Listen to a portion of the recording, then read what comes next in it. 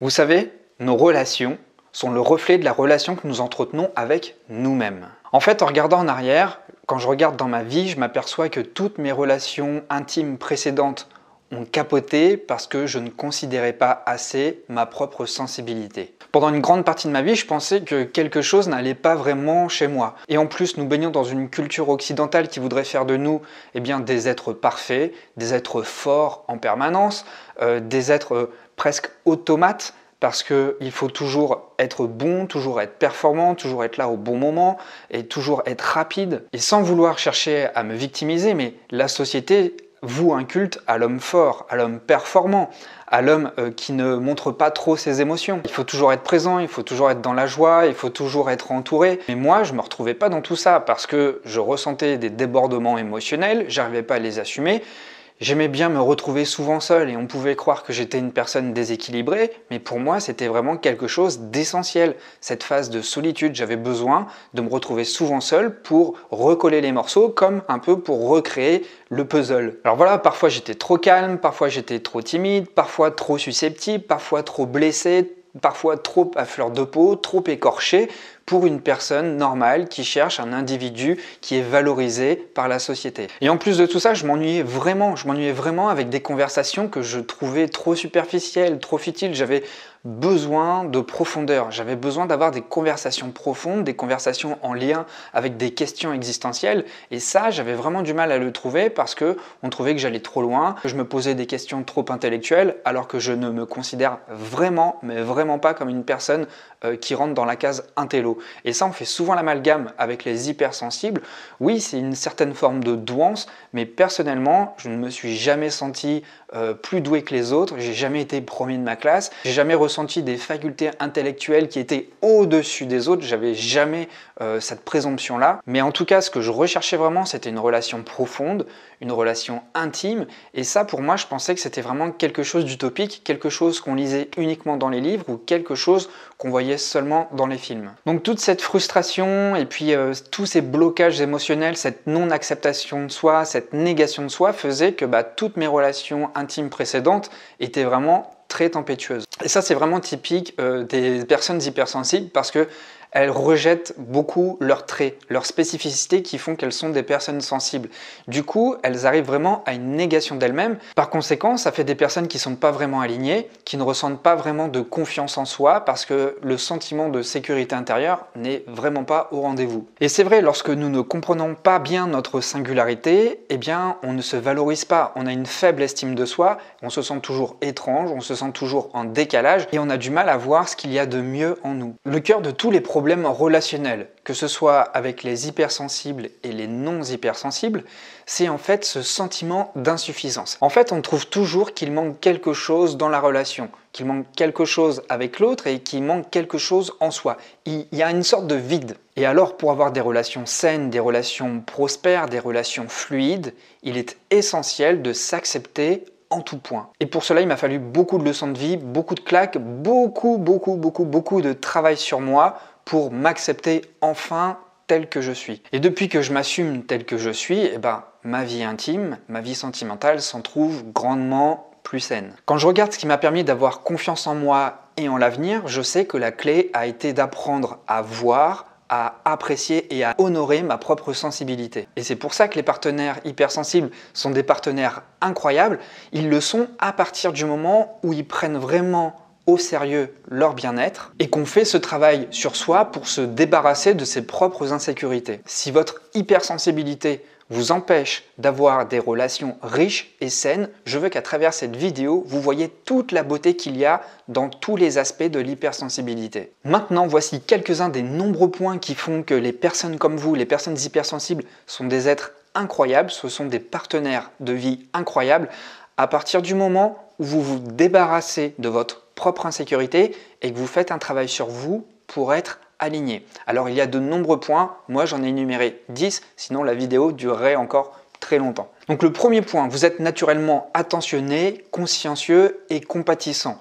Vous êtes très attentif à ce qui se passe en vous et aussi chez votre partenaire. Parfois ça peut même le surprendre parce que vous arrivez à voir chez lui des signes subtils qui définissent vraiment son état. Et comme vous voyez tout ça, vous êtes un partenaire doué parce que vous savez soutenir votre partenaire lorsqu'il en a besoin. Comme je l'ai dit dans d'autres précédentes vidéos, vous avez un réel radar émotionnel, ce qui vous permet vraiment de sonder, de prendre la température de la personne qui est avec vous. Le deuxième point, c'est que vous êtes conscient des sentiments de votre partenaire. Alors ça va de pair avec le premier point, mais là, cette conscience des sentiments, non seulement des émotions, mais en plus de ce qu'il ressent intellectuellement, eh bien ça vous permet plus facilement de désamorcer les conflits lorsqu'il y en a, et vous savez prendre la parole, utiliser la communication non violente, savoir vraiment communiquer de manière saine tout en respectant son ressenti, parce que vous êtes conscient de tout ce qu'il ressent. Par conséquent, vous savez utiliser les bons mots, vous savez le faire au bon moment. Troisième point, vous voyez le meilleur chez les autres et vous croyez fermement en cette part géniale qu'il y a chez votre partenaire. Par conséquent, ça va galvaniser votre partenaire, ça va le renforcer, ça va lui donner confiance en lui parce que vous arrivez à mettre la lumière sur des traits qu'il n'osait pas regarder chez lui. Et en faisant ça, eh bien, vous lui donnez une grande confiance et vous l'aidez lui aussi à chasser ses propres insécurités. Quatrième point, votre amour du sens et de la beauté va enrichir incroyablement la vie de votre partenaire. Parce que vous savez mettre la lumière sur des petits détails, sur des petites choses que l'on ne voit pas. Et ça va contribuer à mettre beaucoup plus de profondeur, beaucoup plus de couleur, beaucoup plus de vie et de nuances dans la vie de votre partenaire. Cinquième point, vous êtes loyal, vous êtes à l'écoute et vous êtes créatif. Vous êtes une personne dynamique, mais vous êtes également une personne complexe. Et ça, c'est un trait de personnalité extrêmement important qui va vous rendre beaucoup plus fascinant, beaucoup plus mystérieux auprès de votre partenaire. Et lorsqu'il y a cette part de fascination, lorsqu'il y a cette part de mystère, eh bien ça souffle sur les braises de la relation parce que vous arrivez à l'attiser. Vivre avec vous, en fait, ce n'est pas une vie monotone, c'est pas un long fleuve tranquille. Il y a des hauts, il y a des bas, mais il y a également beaucoup de surprises, beaucoup de bonnes surprises.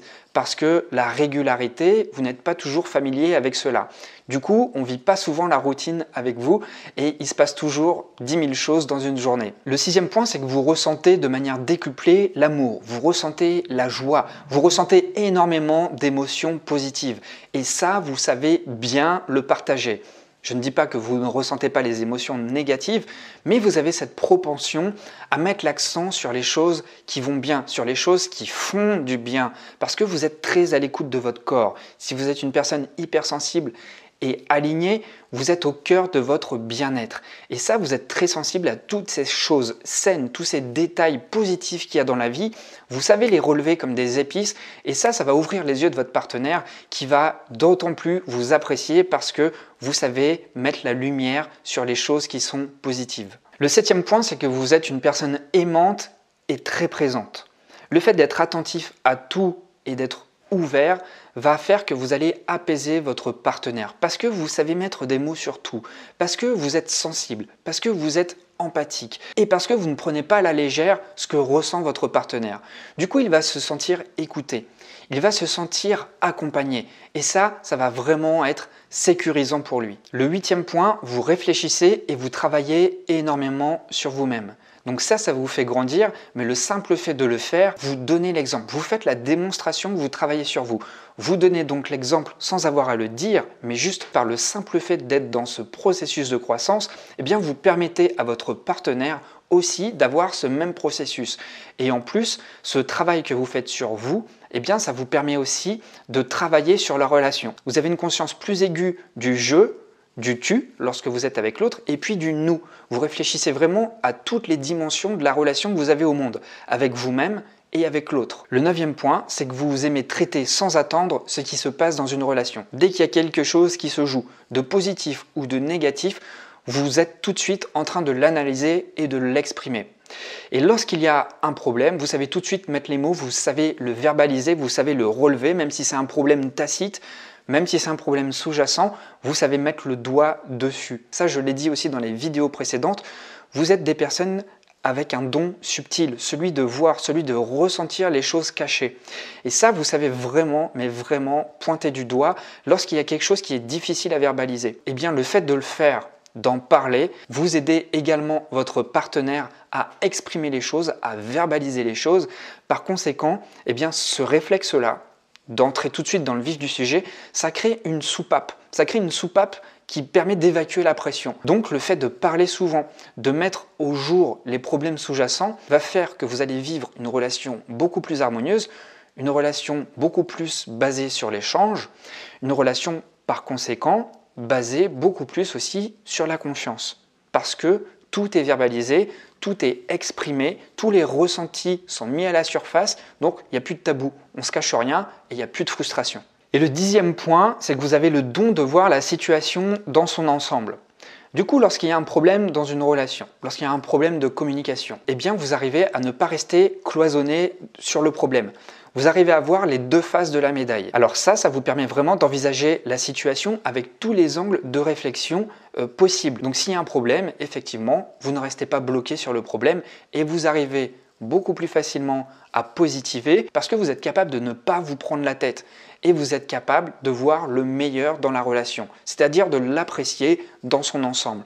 On l'apprécie évidemment pour les points positifs, mais aussi vous arrivez à la regarder, à l'envisager avec plus de tendresse lorsque vous voyez les points négatifs. Donc vous ne voyez pas que l'ombre, vous ne voyez pas que la lumière, vous voyez toute la magie de la relation dans son ensemble. Alors à travers ces 10 points, vous voyez comment vous êtes incroyable. Je pourrais continuer encore longtemps et longtemps. Alors maintenant la vidéo touche à sa fin, mais ce que je vous conseille, c'est de faire une pause, d'assimiler cela et en l'assimilant, d'en être fier. Mais vraiment ressentez, éprouvez, exprimez votre fierté en réalisant tout cela. Il est vraiment essentiel de croire en soi et de se faire confiance pour faire remonter toutes ces qualités. Voilà, c'était tout pour cette vidéo. Alors si vous n'avez toujours pas testé votre niveau d'hypersensibilité, vous pouvez le faire en cliquant sur le premier lien dans la vidéo. Vous allez arriver sur un quiz et juste après avoir rempli le quiz de 30 questions, il me semble, vous allez recevoir automatiquement un email qui va vous indiquer où est-ce que vous vous situez par rapport à la norme. Si vous voulez travailler sur vous davantage, je vous propose aussi un plan d'action pour être plus à l'aise avec vos émotions et vous en servir comme boussole au quotidien. Donc, ce programme d'action, c'est une formation. Vous allez voir, elle est très facile à prendre en main, elle est très facile d'accès et elle est à un prix vraiment accessible. Si cette vidéo vous a plu, eh bien évidemment, vous pouvez la liker, ça m'aide au référencement. Vous pouvez la partager à des personnes qui en ont besoin. Peut-être que vous avez des amis autour de vous qui se sentent malheureux en amour et qui auraient besoin d'un petit remontant pour se sentir plus valorisé, reprendre confiance en soi et prendre conscience que toutes ces qualités existent à partir du moment où on en prend conscience. Et si vous n'êtes toujours pas abonné et que le sujet de l'hypersensibilité vous intéresse, abonnez-vous parce que là, je suis dans un défi 30 vidéos en faisant une par jour. Là, je suis à la 5e vidéo. Il y a 25 vidéos qui vont arriver dans les jours prochains. Je vous remercie beaucoup pour votre écoute. Et puis, si vous souhaitez entrer en relation avec moi, surtout, n'hésitez pas. Les commentaires sont faits pour ça. Vous pouvez m'exprimer ce qui se passe dans votre vie. Vous pouvez me donner votre point de vue par rapport au contenu parce que j'ai pas la science infuse.